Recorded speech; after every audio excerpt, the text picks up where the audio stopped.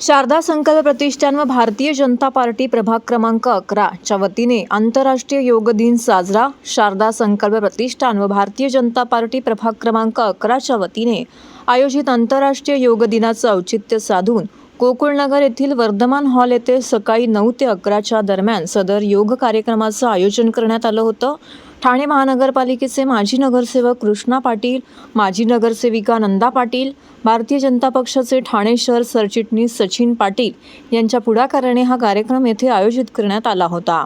यावेळी अंबिका योग कुटीरच्या प्रतिनिधींनी प्रात्यक्षिक दाखवून सर्वांना योगाचे धडे दिले। तसेच उपस्थित स्त्री पुरुष सर्वांनी योगा करून कार्यक्रम उत्कृष्टरित्या संपन्न झाला। सदर कार्यक्रमामध्ये पंतप्रधान नरेंद्र मोदींचं एक पेड़ मां के नाम या संकल्पनेनुसार माजी नगरसेवक कृष्णा पाटील, माजी नगरसेविका नंदा पाटील यांच्या हस्ते उपस्थित मान्यवरांना शाल तसेच आंबा, पिंपळ, बदाम यांसारखी झाडे भेट म्हणून देण्यात आली।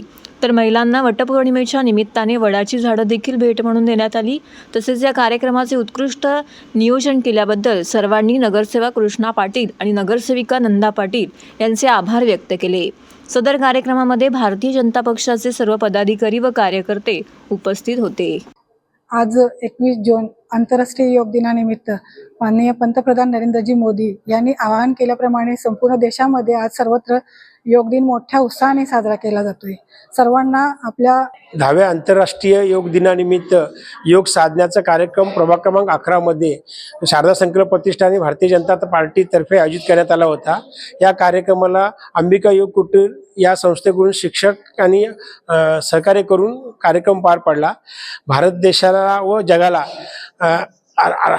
शारीरिक आरोग्य करण्याकरता हा जागतिक योग दिन म्हणून साजरा करत आहे। ही संकल्पना मोदींजींनी 2014 ला मांडली। या संकल्पनेतूनच आज त्यांनी आव्हान असं केलं होतं की प्रत्येकाने एक आईच्या नावाने तर झाड लावा। तोही अभियान आम्ही आज राबवलेला आहे। तब्येतीसाठी स्वस्थ राहा, मस्त राहा यासाठी मोदींनी सर्वांना आवाहन केलंय। त्या दृष्टीने आज सगळीकडेच योग दिन साजरा केला जातोय। आज आमच्या प्रभाग क्रमांक 11 तर्फे आज आम्ही योग दिन इथे साजरा करत आहोत।